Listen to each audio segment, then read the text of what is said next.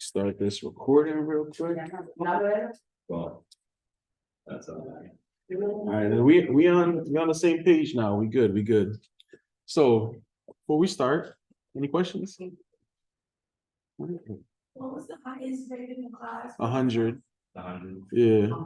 Yeah. 99, 100, like a flat 100. I did.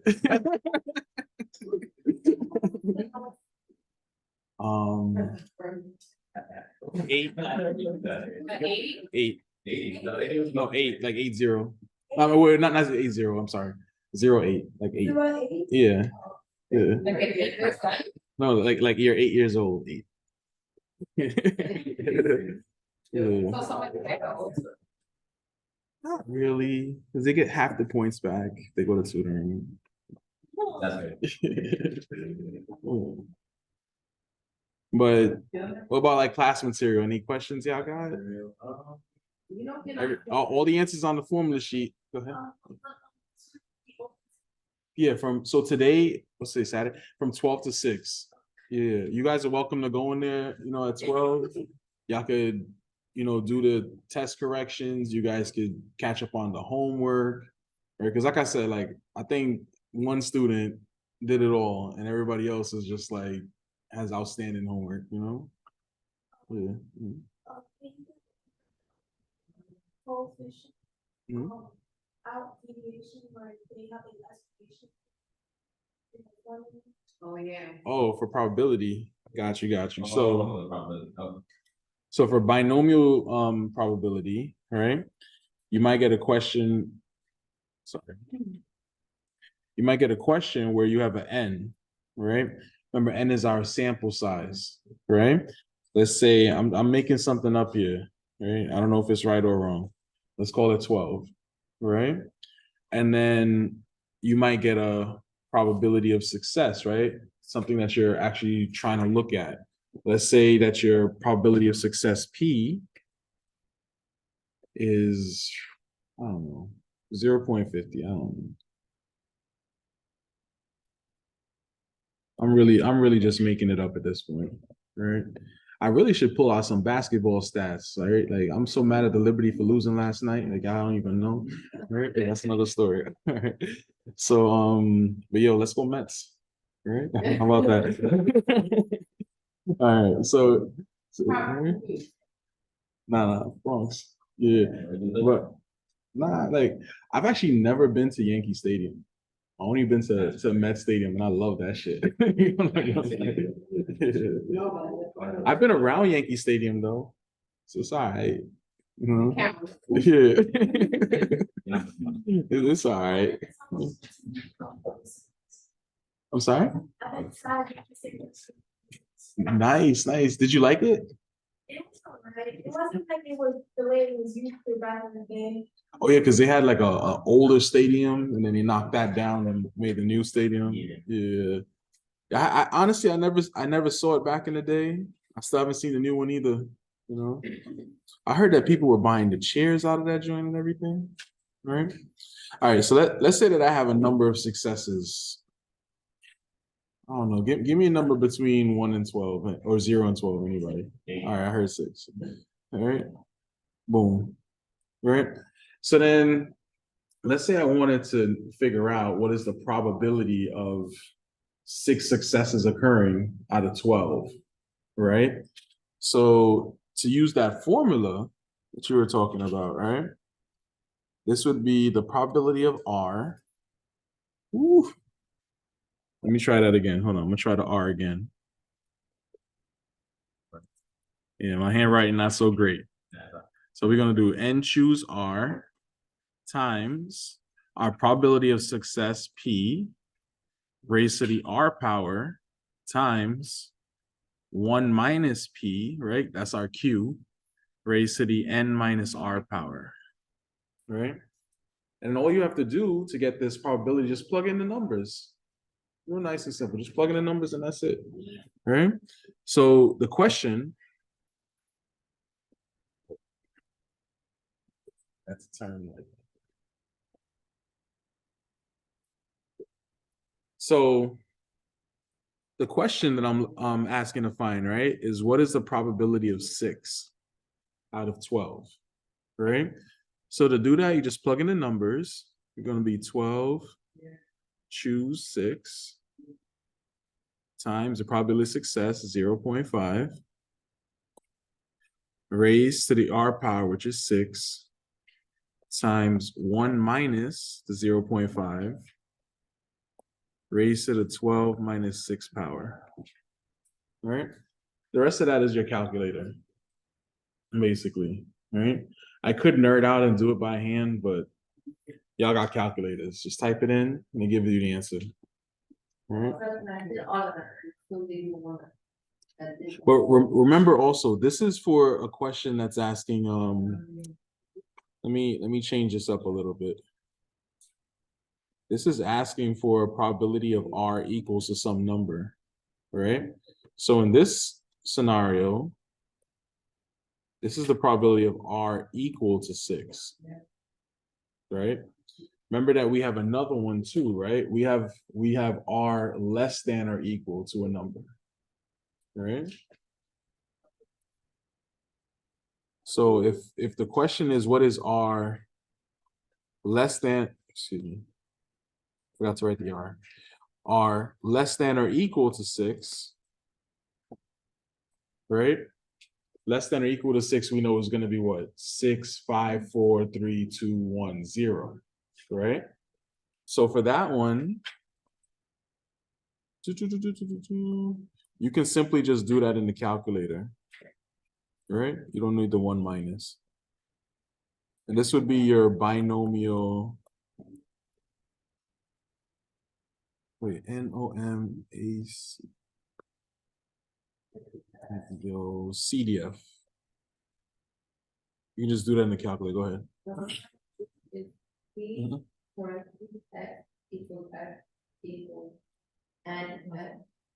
And X?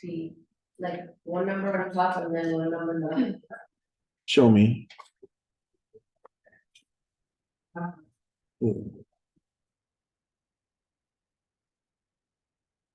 That might be more simple. Y'all want the light on, by the way? It was like mad dark. Yeah, here. it's not like that. It's similar. Similar? Yeah, that's another way of writing the formula. Why? There's some Hmm. questions. Yeah. So Yeah. yeah, It had me in my super stuff. Well, I did, And Really? I've yet to like, Dang. we spent like a whole 15 minutes is like dedicated to rest of questions, and then like there's one question that's like the hour. Better part of the hour. I was like, I'm just kidding.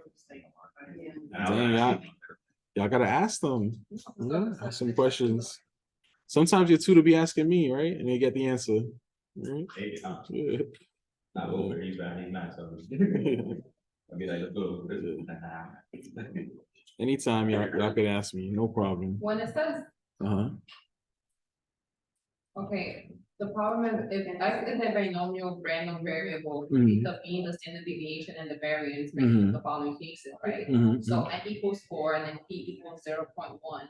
How do we compute P in the standard deviation in the formula? They gave you P already. You don't have to compute it. Okay, so. We do, so it's not this formula? Is it this formula?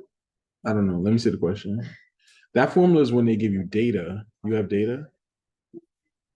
Oh no, we didn't even get to that yet. Yeah, that's today's lesson. Yeah. So long story short, right? Whenever you have a question and they're asking for the probability of r equal to a number in your calculator, you're gonna use binomial PDF, right? If it's less than or equal to a number, use binomial CDF, right? That's what it means in the calculator. Sometimes they might ask you a question that might be like, okay, what is the probability of r greater than a number, right? You have to manipulate this, right? Yeah, because the calculator can only do less than or equal to, right? So what you do is you do 1 minus that answer to get the greater than, and that's it. Right? So just visually, so you can see what I'm talking about. Let's say I have probability of R greater than 6. And then in this situation, what numbers are greater than 6? We're talking about 7, 8, 9, 10, all the way up to 12, right? But I'm telling you that the calculator can't do that, right? So what we can do is we can do the complement of it. So 1 minus the probability of R less than or equal to 5. Oh, excuse me, less than or equal to 6. Sorry about that. And then that's it. All right. Y'all good? I feel like it's dark in here. I'm gonna turn on the lights.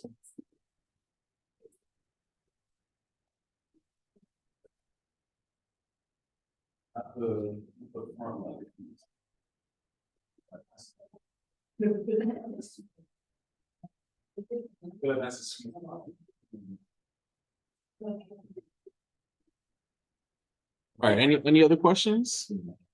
Are we good? All right, we could do it at the end too. All right, so let's jump through the lesson for today. It's gonna be a little bit short. You know? Nah. I'm trying to make it longer. That's the issue. Like,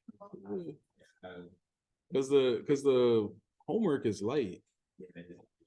Like when y'all see how to do the homework, it's not that bad. That's what I just showed you. Yeah. Like you probably gonna finish it before the end of class.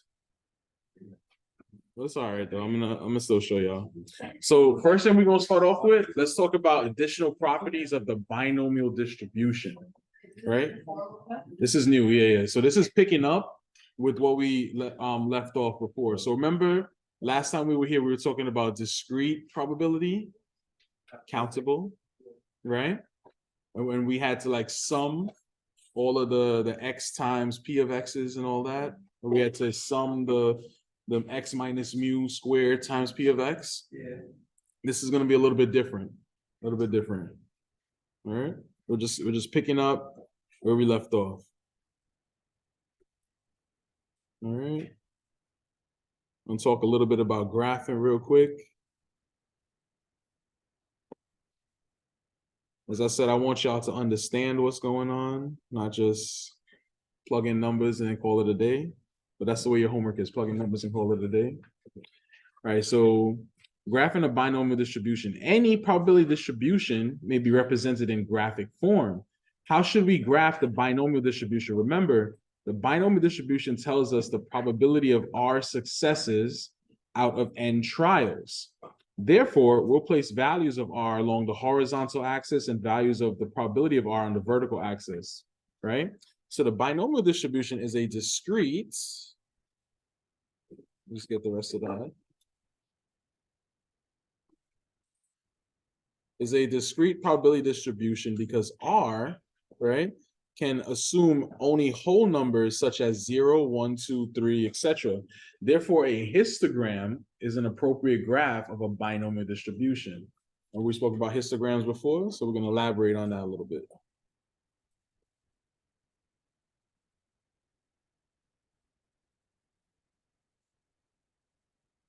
All right. Let's talk about how to get this histogram now. It's a little bit different than the histograms that we did in the past. All right. So how to graph a binomial distribution. So first, we're going to place R values on the horizontal axis, right? Remember, R is our number of successes, all right? And then we're going to place our probability of R, right, on the vertical axis. That's the Y, right? And then you construct the bar over each R extending from R minus 0.5 to R plus 0.5. And then the height of the corresponding bar is the P of R, or the probability of R, right? The big difference here is, remember when we were doing these before, we had class boundaries, right? And the boundaries was at the end, and it was at the beginning and the end of each bar. Now our number of successes, our R, is going to be in the center of the bar. Mm-hmm. My fault.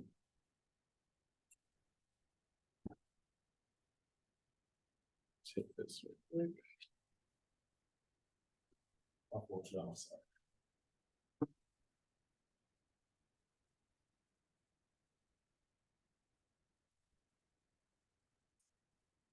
Better? Yeah, you did it right.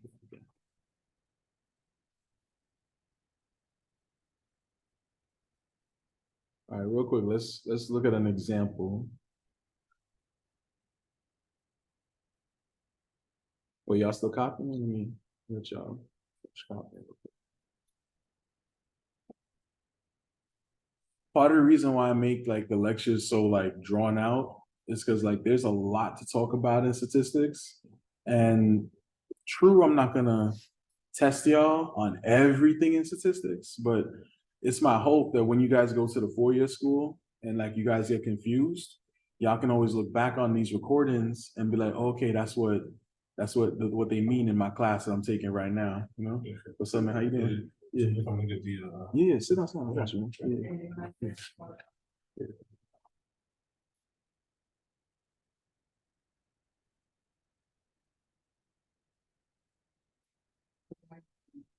Yeah, so let's look at an example real quick. It's gonna be good. It's gonna be good, right?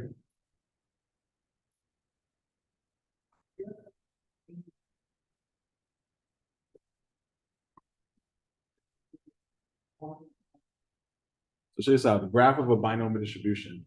A waiter at the Green Spot restaurant has learned from long experience that the probability that a lone diner will leave a tip is only 0.7. During one lunch hour, the waiter serves 6 people who are dining by themselves. Make a graph of the binomial probability distribution that shows the probabilities that 0, 1, 2, 3, 4, 5, and all of 6 lone diners leave tips. All right. So let's take a look at it.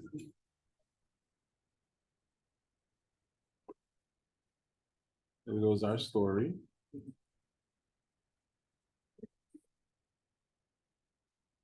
All right, so this is a binomial experiment with n equals 6 trials, right? Success is achieved when the lone diner leaves a tip. So the probability of success is 0.7 and that of failure is 0.3. Remember, you just do 1 minus to get the complement and all that, right? So n is equal to 6, probability of success p is equal to 0.7, our probability of failure 0.3, right? So we want to make a histogram showing the probability of our successes when r is equal to 0, 1, 2, 3, 4, 5, or 6. It is easier to make the histogram if we first make a table of r values and the corresponding probability of r values, right? So I have a table here, we're going to call 612, right?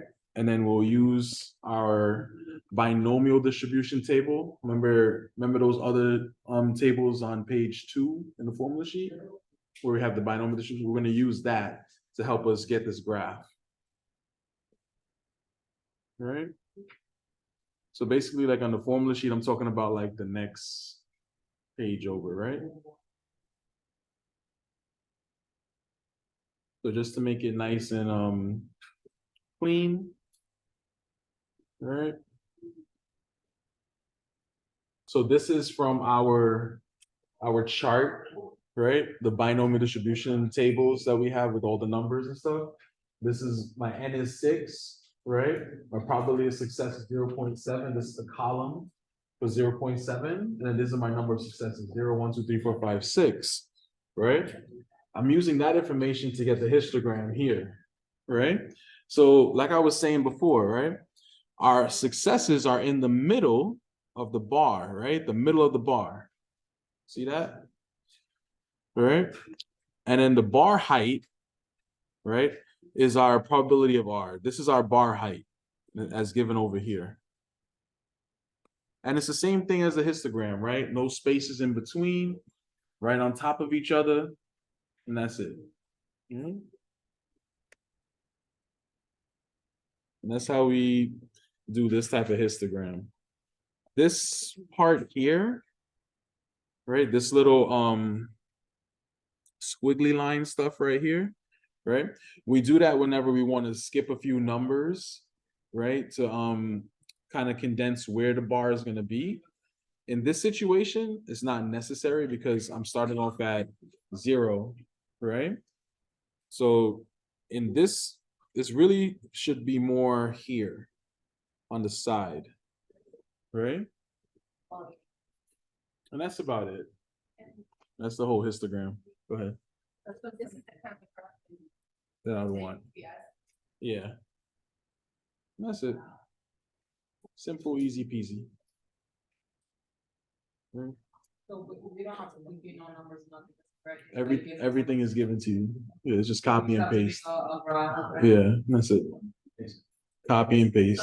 ER is the Y, and the Right. is the X. Right, exactly. You know.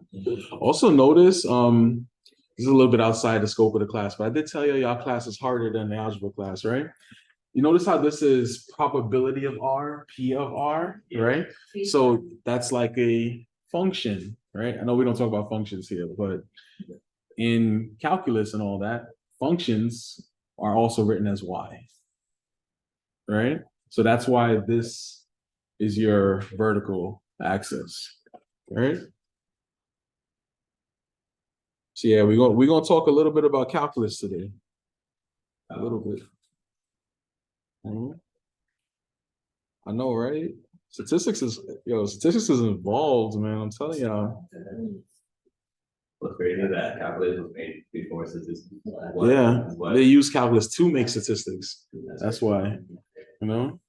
All right, so to construct the histogram, we put R values on the horizontal axis and P of R values on the probability of R values on the vertical axis. Our bars will be 1 unit wide and will be centered over the appropriate R value, right? They're in the middle, right? The height of the bar over the particular R value tells the probability of that success, right? Or R.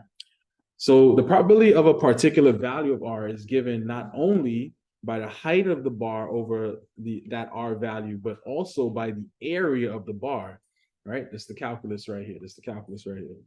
All right. Each bar is only 1 unit wide. So its area is equal to height times width, which equals its height. Since the area of each bar represents the probability of R values under it, the sum of the areas of the bars must be 1. Right? So if I add all of the areas here, I must get 1. In this example, it's a little bit over 1, right? It's actually 1.001. It is not exactly equal to 1 because of rounding error, right? So you notice that all these numbers are rounded off to the third decimal place, right? That's what is going to cause a little bit of an error, right? If we were to add up all of these bars together, right?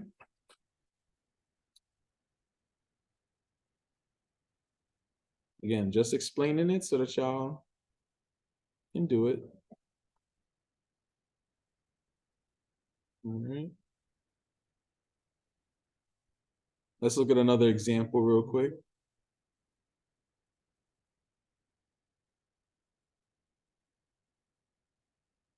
So Jim enjoys playing basketball. He figures that he makes about 50% of the field goals he attempts during the game, right? So we're going to make a histogram showing the probability that Jim will make 0, 1, 2, 3, 4, 5, or 6 shots, right? Of the 6 attempted field goals.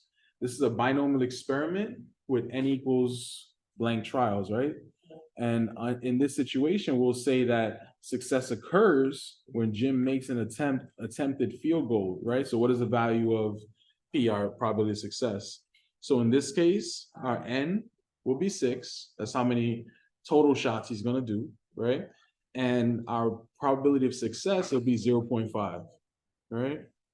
If only the Knicks had a player that could do 0.5 half of the time, make a shot. I think that's better than Kobe. Keep it 100. All right. So using table 2, right, of the appendix, right? That's that binomial distribution table that we have in the back, right? Our probability of R, where n is equal to 6, and our probability of success is 0.5, is going to yield this table right here, right? And you just fill in the values for the rest of it. That's it. All right. Using those values, we get our distribution. And then we graph our histogram. That quick and simple, right? So you begin by graphing the distribution for n equals 6 and a probability of 5. This is for 0, for 1, for 2, right? Those numbers, the height of those numbers are coming from this table right here, right? And then we finish off the table, right? This is the complete table over here, right? So we do for 3, for 4, for 5, for 6, right?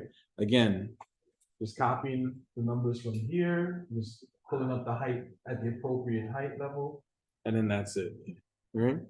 Now, this was obviously done by a computer, so it's gonna look really, really pretty, right? When you guys are doing this by hand, it's not gonna have that kind of accuracy type of look, right? Just do your best to estimate, 30 cents is gonna be higher than 20 cents, say it to you like that.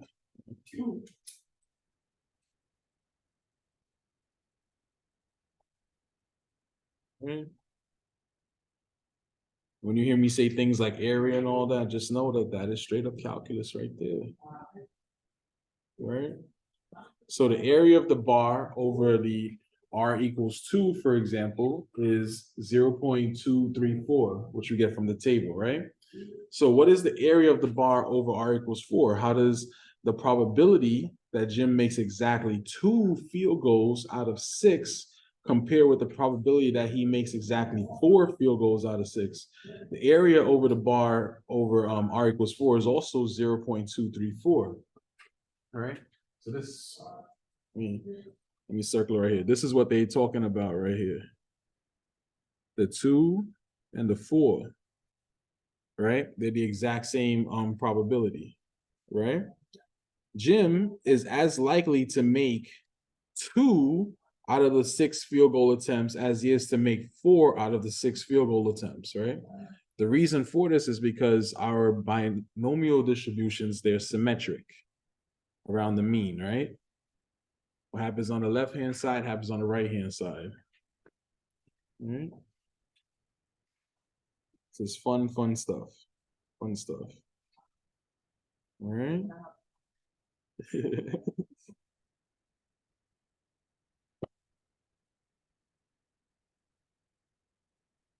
All right. Let's talk about this. So in example 6 and guided exercise 6, we see that the graphs of 2 binomial distributions associated with n equals 6 trials, right?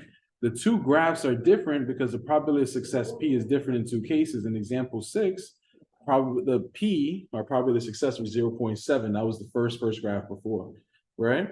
And the graph is skewed to the left. That is, the left tail is longer, right? And then in our example 6, our probability of success is equal to 0.5, right? So that graph is symmetric. That is, if we fold it in 2 halves, right? Coincide exactly, right? So the left side would match the right side, right? Because of the probability being 0.5. The graph of the binomial distribution will be symmetric no matter how many trials we have, all right? And then in chapter 7, we're going to see that number of n trials is quite large, and the binomial distribution is almost symmetric over the bars containing most of the area, even when p is not close to 0.5. Blah, blah, blah. That's calculus. All right?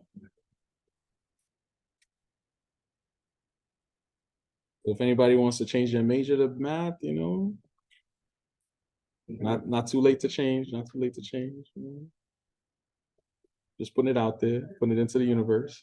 All right, so what does the graph of a binomial probability distribution tell us? Consider a binomial probability distribution with n trials and probability of success on a single trial P. The graph of the distribution tells us the probability of r successes for each r is our number of success from 0 to n, right? If the graph is mound-shaped and symmetrical, the probability of success P is close to 0.5. If the graph is skewed right, the probability of success, right, P is less than 0.5. If it's more skewed right, the graph is closer to 0, right? The probability of success is closer to 0. If the graph is skewed left, the probability of success P is greater than 0.5. The more skewed left the graph, the more closer the probability is to 1. All right. Very, very interesting. All right. So that's your tidbit for when y'all go to the 4-year. Let's get to the meat and potatoes for today. All right. Yeah. It's really fun. It's really fun. All right. So the mean and standard deviation of a binomial distribution, right? Two other features that help describe the graph of any distribution are the balance point of the distribution and the spread of the distribution about that balance point. The balance point is the mean mu of the distribution, and the measure of the spread that is most commonly used is the standard deviation sigma, right? The mean mu is the expected value, remember that from last week, of the number of successes, right? For the binomial distribution, we can use two special formulas to compute the mean mu and the standard deviation sigma. These are easier to use than the general formulas that we saw last week, right? For mu and sigma of any discrete probability distribution, right? So here go the formulas right here. These y'all should write down because this is like your whole homework.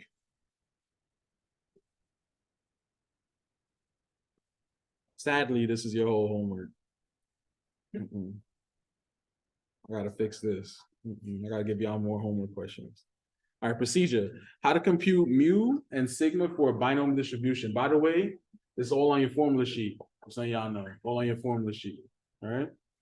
So mu is equal to n times p is your expected number of successes, right? For a random variable r. Sigma, right, is the square root of n times p times q, which is your standard deviation for the random variable r. Remember, what's inside our standard deviation, right? This is our variance. Right here. If it's inside the standard deviation, it's the variance. So sigma squared is equal to what? N times P times Q. Right? So it's easier to find the variance first, which is N times P times Q. And then when you get that answer, just square root that answer. And then now you got the standard deviation. Right? Just keeping it simple here, right? Let's talk about these letters real quick, because I mentioned a whole bunch of letters, N, P, Q, all of that. Let's talk about what they are, right?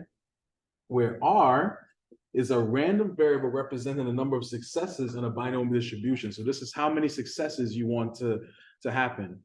It's on your formula sheet, don't worry. N is the number of trials, right? Is our total sample set. P is our probability of success on a single trial, right? Remember, it's a probability, right? So it's going to be between 0 and 1, never negative, between 0 and 1. Q is our probability of failure, which is going to be 1 minus our probability of success, right? There you go. I'm sorry? The Q? Like you won't be given Q, but you can find Q. Q is just 1 minus whatever the probability of success is. That's all it is. So it's the probability of failure? Q is a probability of failure. Yeah. Remember though, right? When I say the word failure, I don't mean it as a bad thing, right? I mean it as like the opposite of whatever it is you're looking for. You know, sometimes you might legit be looking for the bad, right? So then the probability of failure would be the good, you know? So yeah. Like let me think of an example I could give, right? Like what's the likelihood that Kamala Harris will have a successful interview on Fox News, right? You know, so like the good and the bad might be switched up in that conversation, you know? So success and failure would be different. Mm-hmm. Not endorsing nobody, just like talking statistics. That's all. All right. I mean, I'm gonna flip a coin. So I'm gonna do.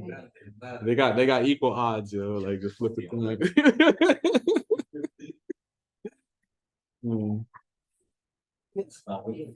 To be honest with you, like how I go to the polls, right? They got this website. It's who'sontheballot.org. Y'all could look that up if y'all want, right? Who'sontheballot.org. When you go there, right, you type in your street address where you live, in particular, and then it tells you all your, like, it gives you your ballot before you walk into the ballot box. So you know who's running for where you live at. Well, it's pretty So dope. it's gonna basically, who's gonna affect your.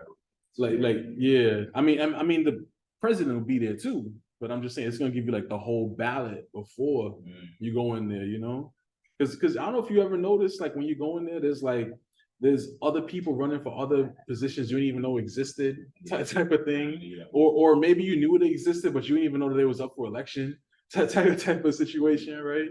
And sometimes they even have like questions on there, right? Like questions that I guess like as a whole they can't answer, so they kind of put it on the people, like, what do y'all want to do, kind of situation. Like should we really be picking up garbage every Friday, or should we push out to Sunday? Like little funny things like that. So your ballot. Yeah. Like I don't. Oh wait, who's on the ballot? Like BALLOT. Yeah, who's on the ballot.org. Yeah. So for me, like what I like to do, I go to that website, right? Like with a blank slate, and then I just kind of look up all the people that's on the ballot. You know, they Facebook is there, their Instagram, their what they call Twitter now, X. The X is there and all that, you know, right? I mean, you might go through their Twitter and find their real X, you know, like but yeah, like the information is there, you know, so you can read about them, watch a video, see if you support them or if you're not with it, right? In my opinion, if you go to that website and you see somebody's name who's there and they ain't got no Twitter, they ain't got no Facebook, they not about it. They don't really want the election. Yeah. So there's a lot of people where I go there and I'm just like, yo, you ain't got no information and I can't Google you or nothing. You ain't got my vote. You're not with it, you know? Like, I need to know something.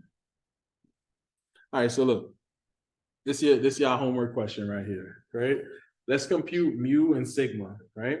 So let's compute the mean and standard deviation for the distribution of example 6, right? That's the distribution that describes the probability of lone diners leaving a tip at the Green Spot restaurant. Cool. So here's our solution, right? We have n, our number of successes, our trial is 6, right? We have P, which is our probability of success, is 0.7. We have Q, which is our probability of failure, which is 0.3, right? So to find the mean or the expected value, right?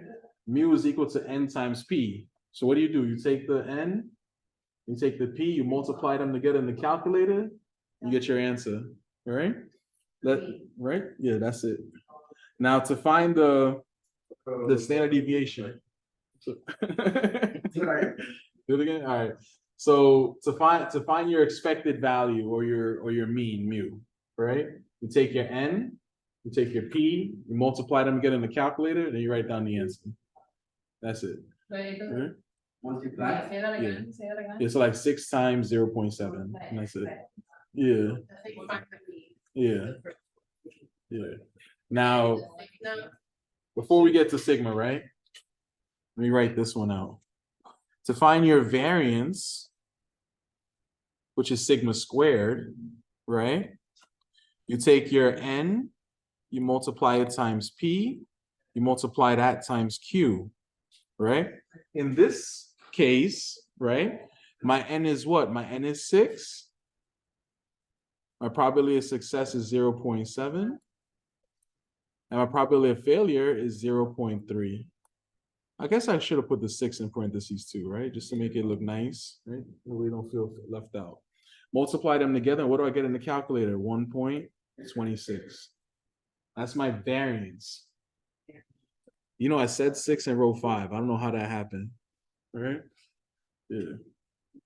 After that, now to get my standard deviation, which is my sigma right here, right? All I have to do is square root my variance, right? So that's this part right here. I'm the square root of my variance. So what do I get in my calculator? 1.12. I'm done. That's it. Variance. So for variance, you do n times p times q. Just multiply them all together, and then you get the answer. And you don't have Q, like what? You don't have Q. So you can modify this formula to be n times p times 1 minus p. right? Times P times 1 minus P. Right. Yeah. Because Q is probability of failure, right? That's the complement of the probability of success. And that's it. Yeah. That's like find C, Find C. like have like P A.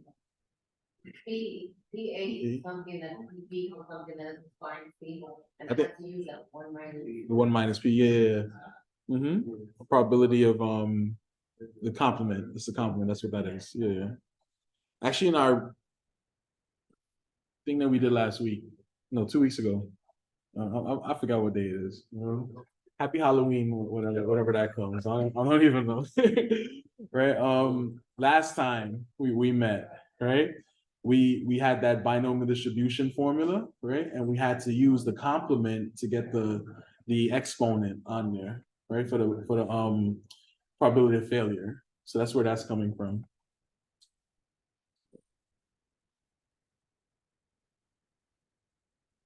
All right. Yep. Just on your calculator, second square root, enter, boom. All right. Oh, giving me incorrect. Excuse me, incorrect. Don't round off the answers, give it all to it. Oh, no. So N is 4 and then P is 0.1, right? So I'm trying to get the variance, which is 0.2, right? The variance, so Okay. n times P times Q. Yeah, Right? but you said. So use this Yeah, formula. Yeah, I know. So I did N times N is 4 Mhm. times 0.1, right? Is 0.4, Keep going. and then times 1 minus 0.1. So 0.3. So write it. All right, so the mean mu is not only the balance point of the distribution, it is also the expected value of R, right? Remember, R is a number of successes. Specifically in example 6, the waiter can expect 4.2 lone diners out of 6 to leave a tip, right? So the waiter would probably round its expected value down to 4, right? So out of 6 customers that they're gonna serve, they can expect a tip from 4 of them, right? That's what this is telling me. All right.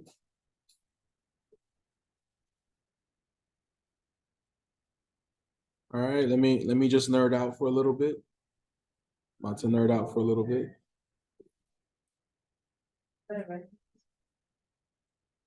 So Chebyshev's theorem tells us that no matter what the data distribution looks like, at least 75% of the data will fall within 2 standard deviations of the mean, as we see in chapter 7.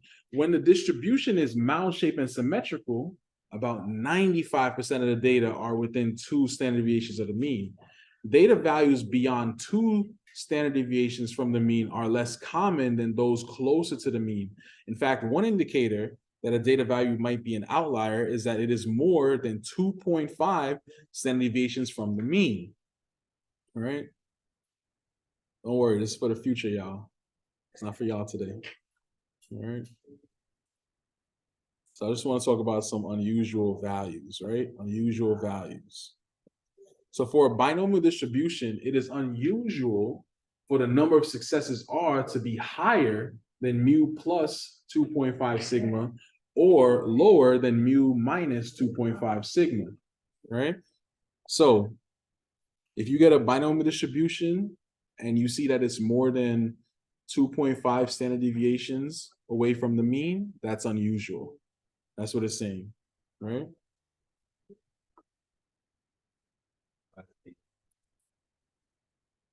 Usually, not all the time, but usually. Yeah.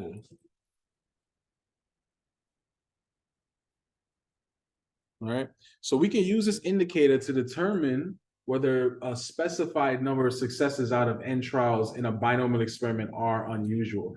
For instance, consider a binomial experiment with 20 trials for which the probability of success on a single trial is, let's say, probability is equal to 0.7, right? That's like 70%, right? The expected number of successes is mu equals 14, right? So remember, we take our 20, multiply that by the 0.7, boom. That's how you get the 14. With the standard deviation of sigma is equal to 2, right? A number of successes above 19 or below 9 would be considered unusual. However, such numbers of successes are possible, right? So they're possible, they're just not probable. All right. Taking it back to a couple weeks ago. All right. And that's it. That was my nerd out moment for the day. Mhm. Huh? Oh no, we got more to do. Yeah, we got a lot more to do. Yeah. Not to mention that at the end of class, we're doing the test and we're going to talk about that and all that, right? So next thing that we want to talk about, I want to talk about the graphs of normal probability distributions, right? So we're going away from binomial, we're going up to normal now, right? This is going to be so fun. I got y'all right now.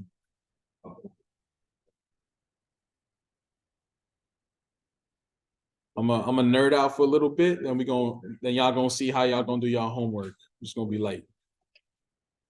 All right. So one of the most important examples of a continuous probability distribution, right? Now that we're going into normal distributions, we're going from discrete to continuous. Now we're talking about continuous. So one of the most important examples of a continuous probability distribution is the normal distribution. This distribution was studied by a French mathematician, Abraham de Morvet, and later by German mathematician called Friedrich Gauss, whose work is so important that the normal distribution is sometimes called Gaussian, right? The work of these mathematicians provided a foundation on which much of the theory of statistical inference is based, right? So let me show y'all what a normal curve looks like. Y'all probably already could figure that out, but we'll draw one anyway for y'all. Right? So this is a normal distribution curve right here. So make sure I can show you. Yeah, that's normal, right? They all look like this, right? So let's talk about this a little bit, right? Our mean, just make sure this is working, right? Our mean is going to be always in the center right here. The mean cuts this graph in half, right? The mean, I can't draw a straight line, but y'all get the idea, right? The mean cuts the graph in half. So 50% of my data is on the left-hand side and 50% of my data is on the right-hand side, right? Other things that we could talk about right here, we have these points right here called inflection points, right? So in calculus, as some of y'all might know, right? when we have our slopes going up, right? Here the inflection point is where the slope will change direction, right? Not gonna ask y'all that, but showing it to you guys. It's real cool stuff, right? Every point on the graph going to the right, you're gonna go 1 standard deviation, 2 standard deviations, 3 standard deviations away from the mean. On the left-hand side, you go 1 standard deviation, 2 standard deviation, 3 standard deviations away from the mean. That's why the left-hand side has a minus and the right-hand side is plus. And that's it. All right. This is how you draw a normal distribution curve, right? This is the bell curve. Yes. Mm-hmm. If you understand this graph, you can just. As I said, my goal is for you guys to understand it. If you can read the graph, that's it. Mm. Once you see So left side negative, right side positive. Left side, you subtract the standard deviation from the mean, right? Right side, you add it, right? So like with that statement you made, not all the time. Sometimes the left side can be positive, even though it's just the idea is that it's smaller. It's getting smaller to the left and it's getting bigger on the right, right? But the left won't always be negative. In other words, it'll always be subtracted from the mean, but the X values won't always be negative. Okay. Applications of a normal probability distribution are so numerous, right, that some mathematicians refer to it as a variability Boy Scout knife of statistics. However, before we can apply it, we must examine some of the properties of a normal distribution. A rather complicated formula presented later in this section defines a normal distribution in terms of mu and sigma, the mean and standard deviation of the population distribution. It is only through this formula that we can verify if a distribution is normal. However, we can look at the graph of a normal distribution and get a good pictorial idea of some of the essential features of any normal distribution, right? Because that's the goal right there. That's the goal. All right. Just building some vocabulary right now. So the graph of a normal distribution is called a normal curve, right? It possesses a shape very much like the cross section of a pile of dry sand, right? Because of its shape, blacksmiths would sometimes use a pile of dry sand in the construction of a mold for a bell. Thus, the normal curve is also called a bell-shaped curve, right? We see that a general normal curve is smooth and symmetrical about the vertical line extending upwards from the mean mu. Notice that the highest point of the curve mu occurs over the mean mu, right? Remember that. If the distribution were graphed on a piece of sheet metal, right, cut out and placed on a knife edge, the balance point would be at the mu, right, at the mean, right? We also see that the curve tends to level out and approach the horizontal x-axis like a glider making a landing. However, in mathematical theory, such a glider would never quite finish its landing because a normal curve never touches the horizontal axis. All right, normal curve never touches the horizontal axis. So it's going to get infinitely close to it, but it's never going to touch. Right?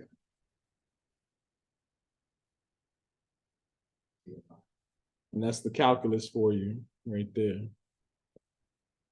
So the parameter sigma controls the spread, right, of the curve, right, how wide out it is.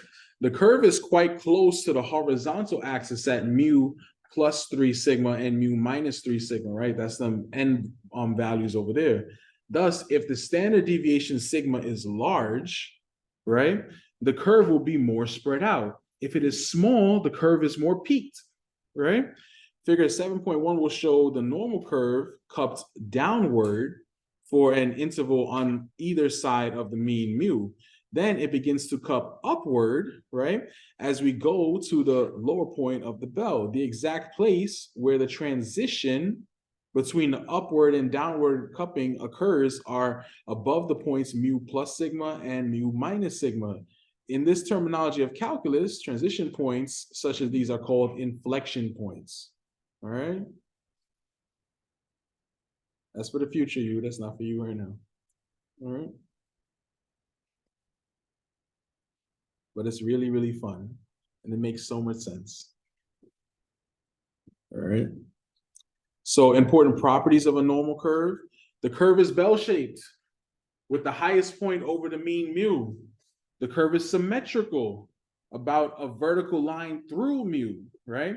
The curve approaches the horizontal axis, but it never touches or crosses it, right? The inflection transition points between the cupping upward and downward occur above mu plus sigma and mu minus sigma. So where you go one standard deviation to the left and one standard deviation to the right. The area under the entire curve is 1, right? Which makes sense because the sum of all probabilities must equal 1, right?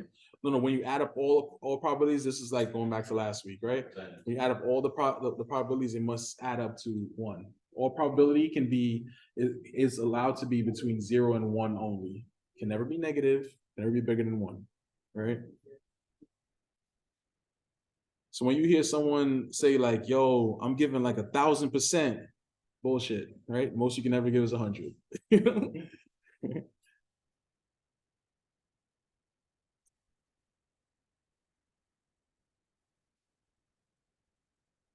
All right. So the parameters that control the shape of a normal curve are the mean mu and the standard deviation sigma, where both mu and sigma are specified. A specific normal curve is determined in brief. Mu locates the balance point and sigma determines the extent of the spread. All right.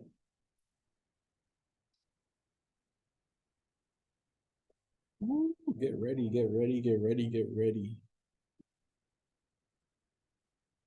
About to blow y'all minds with this. But it's so fun. All right. So the normal distribution curve is always above the horizontal axis. The area beneath the curve and above the axis is exactly 1. As such, the normal distribution curve is an example of a density curve, right?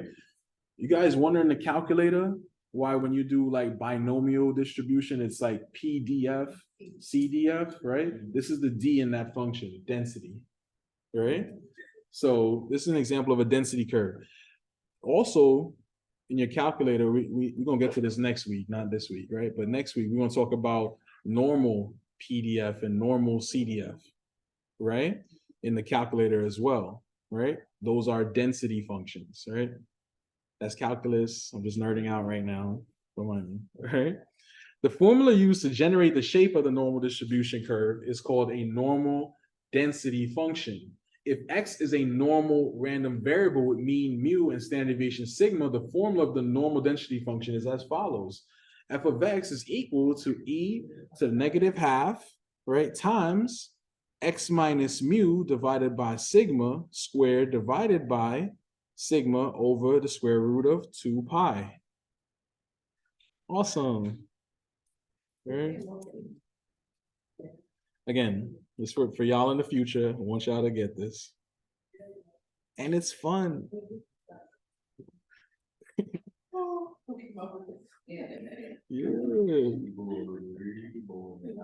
Yeah. Here we go. This is dope. So look, the total area under any normal curve studied in this book will always be 1. And the graph of the normal distribution is important because the portion of the area under the curve above a given interval represents the probability that a measurement will lie in that interval, right? So in the next section, in section 3.2, we studied Chebyshev's theorem. This theorem gives us information about the smallest portion of data that lies within 2, 3, or k standard deviations of the mean, right? This result applies to any distribution, right? However, the normal distribution, right, we can get a much more precise result by using the empirical rule, all right? All right, get ready. This is your homework. But is Mhm. theorem gonna be on the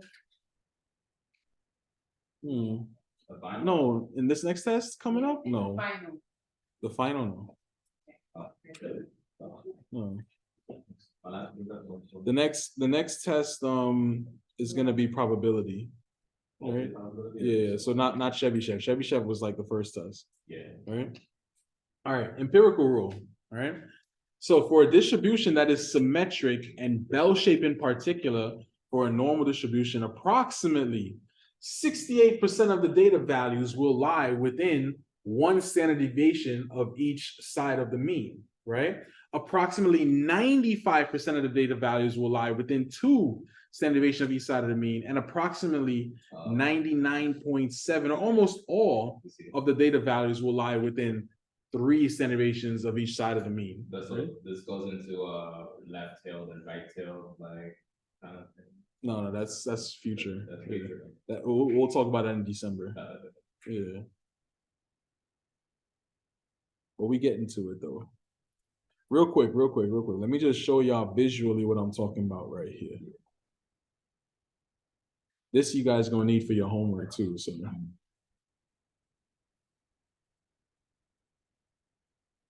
want to make sure that it's all showed right here. Boom, there we go. Will it always be All right. separated like this? Yes. Okay. Right, this is for empirical rule, right? This is empirical rule right here. So what I'm saying is in the blue, I got you. Yeah, I'm gonna go through real quick. What I'm saying is that in the blue shaded part, the middle part right here, right? 68% of the data is captured between one standard deviation to the left and one standard deviation to the right, right? You could break that up into 34% right here and 34% right here, right? If we go 2 standard deviations to the left and to the right, right? That's gonna be about 95% of your data right there. Yeah. If you add the 34 and the 34, you get 68%, right? If you add the other ends, the 13.5 and the 13.5 with the 68, you get 95. That's the way that works. All right. And what? More close to zero or more close to one? Depends on where you are on the graph. It depends, right? And then 3 standard deviations out is going to hold about 99.7% of the data, right? So the questions that you guys are going to have is like, let's say I don't have mu and sigma. Instead, I'm going to have like numbers here for mu and sigma, and I want to know, right, like how much data is being captured in between those two numbers. So you just write out the distribution like so, and then that's it, right? Yeah. Long story short, I'm giving you a mu. It's going to be a number, right? Let's call it 5. I'm just making it up. I'm going to give you a sigma. It's going to be a number. Let's call it 1. I'm making it up, right? So instead of having mu here, you're going to have the number 5. Maybe let me get another color right there, because that's kind of clashing a little bit, right? It's going to be like a 5 right here, right? And then this one would be mu plus sigma, so that's 5 plus 1, 6.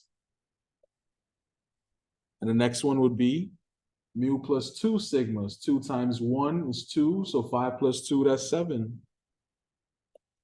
Mu plus 3 sigma, right? So 5 plus 1 times 3, right? 1 times 3 is 3, 5 plus 3 is 8. To the left side now, right? I have mu is equal to 5, sigma is equal to 1. So 5 minus 1, that's like what, 4?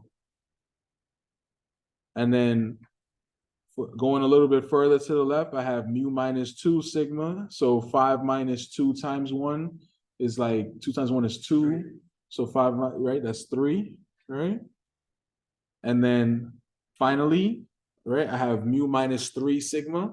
So that's going to be 5 minus 3 times 1, call that 3. So 5 minus 3 is 2. All right. So I might say to you, now that you got these numbers here, 2, 3, 4, 5, 6, 7, 8, right? How much data is contained between 3 and 7? So the answer will be 95%. That's it. Right? How much data is contained between 4 and 6? Yeah, 68%. that's it. It's always gonna be one of those 3 answers, like one, like. No, I could be complicated. I could say how much is in between, like say 7 and 4. Okay. How you can. You just have. You just add them. Yeah, you just 34, add- 34, That's why I 13.5. like- That's it. So it's always gonna have, like, the graph always gonna have those, Mhm. those data. Mm-hmm. Okay, for understand what are you learning, right? Mm-hmm. 3, 4, 5, 6, right? Mm-hmm. So how we can find the percent? Because The percentage right here. basically, all the percent will be coming in the graph. Yeah, you just add them. That's it. And that's it. Add them and write the answer in WebWork and click submit. That's it. All right. So question. Mhm. Okay, Yeah. why, this is 99.7%. Okay, Mhm. why wanna do the why? What you're gonna do with it? So you want to know how much of the data is being captured in the graph, right? This is an approximate thing. This is not an actual answer kind of situation, right? That's what we're doing next week. We're gonna give you the actual The answer. question is, why Mhm. 0.50%, right? It's 99.7%. mean, the n minus 3 and n plus 8 is 3, you know. Why it's 50% or how is it 50%? Always 50% and then. So Yeah. 50% of the data would be like half of the graph here, left or right. You know? So if you add up from 34 down to including this 0.15, everything, that's 50%. The same thing if you do it on the other side as well. You know, so basically in your questions, you're gonna figure out this bar going across, right? They're gonna give you some mu, they're gonna give you some sigma. I don't know what it is, right? And you're gonna do the math on it to give you the bar. And then they're gonna ask you in between these two numbers, how much is that? Or let everything less than that number, how much is that? You know, or everything above this number, how much is that? And you just add. That's it. The percentages. That's it. That's your whole homework right there. I do have more to talk about though. But this is for Yeah. this day, homework? Yeah, that's today's homework. Yeah, This? yeah, Oh, wait, yeah, yeah. can the question be on the percentage on the bottom or be on the percentage on the top? It's a mix. It's a mix, So yeah. just- But you could use the top to figure out the bottom. You don't have to memorize the bottom. The top is more important. Yeah, go ahead. So just, so I understand, if you're asking, the percentages between 4 and 6, I would say 68%. Right. Mhm. Numbers between 4 and 6. Yeah, that's it. Got it, okay. Yeah, that's Okay, it. I remember that. No formula, no nothing, just, Just look at it. yeah. Can you just add another table? No, that's not there. That's not there. Just add them up and then that's it. And then write in your answers. All right. But like I said, I do have more to talk about, even though it's not on your homework. This is for the future, y'all. All right. But this graph is your homework for today, though, just so you know.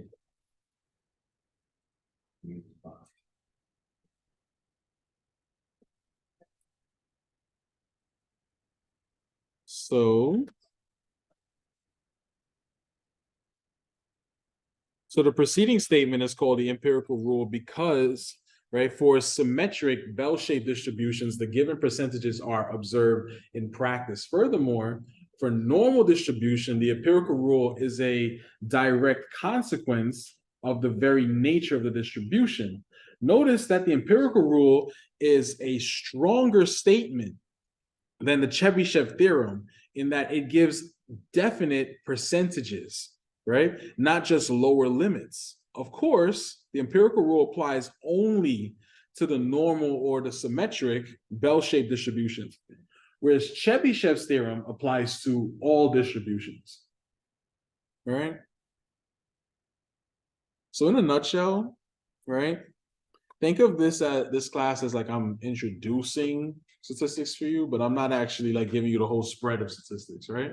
So there are other distributions out there other than normal and binomial. We're just not going to talk about them here, but you will see them in your next class at the 4-year school. All right.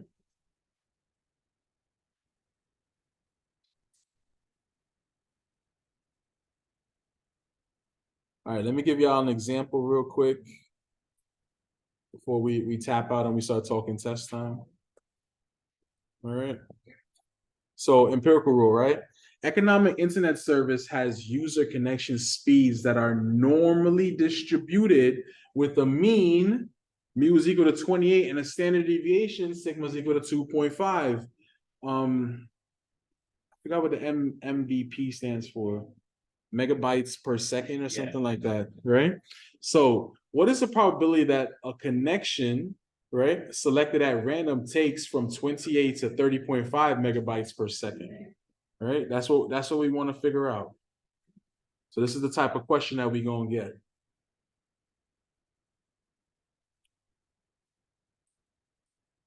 All right. So here we go. The probability that the connection speed will be between 28 and 30.5 megabytes per second is equal to the percentage of the total area under the normal curve that is shaded, right, in the figure. So since mu is equal to 28 and mu plus sigma is equal to 28 plus 2.5, that equals 30.5, right? We see that the shaded area is the area between mu and mu plus sigma. By the empirical rule, the area that is from mu to mu plus sigma is 34% of the total area. This tells us that the probability of connection time for economic internet will be between 28 and 30.5 megabytes per second is 0.34. All right. So graphically speaking, right? This is what I'm saying right here. If we did out the whole bars and everything, this is the blue section, right? That's 34% of it, right? And that's literally the answer, 34% or 0.34, right? Let me show you back the whole graph just to say it again real quick. Just make that a little bit bigger, right? So I'm saying that between the mu and the mu plus sigma right here, this blue bar right here, 34%. That's the answer to the question. That's it. That'd be 68%, right? So This makes sense. the addition is here if you want to just use it, but this part, the top part is more important, right? You can add what you need from the top part, right? Go ahead. So Yeah. 34% plus 34% is gonna be 68%, right? Right. So 95%, right? 30.5 plus 30. Yeah, that would be 95%. Yeah. How? You add them. 13.5 plus 34 plus 34 plus 13.5. Yeah. Yeah. Wow. Yeah, just add it. That's all. Yeah. And it's okay if you guys want to add it in your calculator, no pressure. No pressure. So, Mhm. 99.7% is gonna be the total of everything. No, that's just 3 standard deviations to the left and to the right, So. right? Boom, boom, boom, boom. Yeah. If I asked you for the probability of everything, what would you tell me? 100%. 1, right? 100% 1. Right? You just add it all together and then that's it. Yeah.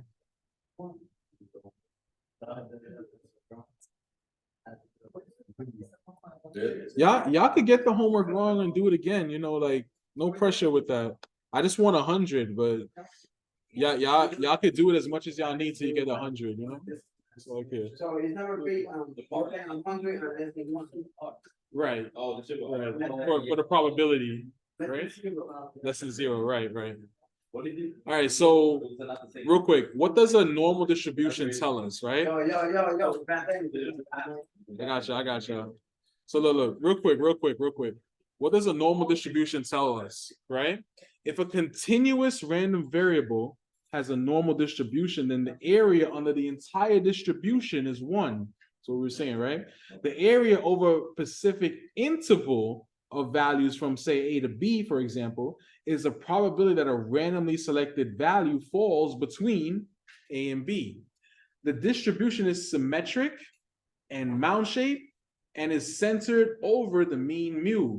Most of the data, right? About 99.7% of the data will fall in the range between mu minus 3 sigma and mu plus 3 sigma.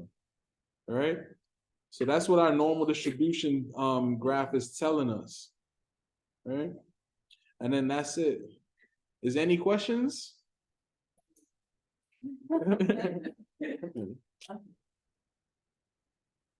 I kind of want to end the recording so we can talk about business. Is that cool? Everybody needs to write this down, or y'all good? Y'all good? Go ahead. All right, go. 1 second. Of what exactly? But we're not done learning what's going to be on the test. Later on. Yeah. I always drop a review sheet. You didn't see it last time? It was in the announcement. Remember, there's a study sheet, man. Yeah. I got you. All right, we good? All right, so for everybody that's watching online, have a great weekend. Pantry is next week. Remember to fill out the form if you never went, right? It's been real. See you guys next week. if you haven't done the test, come make an appointment to come see me in tutoring so you could do the test. I'm here Monday, Friday, and Saturday. All right. That's it. That's it. There is tutoring Tuesday and Wednesday, but I'm not there. Yeah, so if you have to like do some kind of like makeup or whatever, right? And I'm not there, then you can't do that. But go in those other days to do your homework though. Yeah. You know? Yeah, three today. Today at 3 I'll be there. Yeah, I got you. All right, and in the class, real quick. Can we get this? So I have anxiety.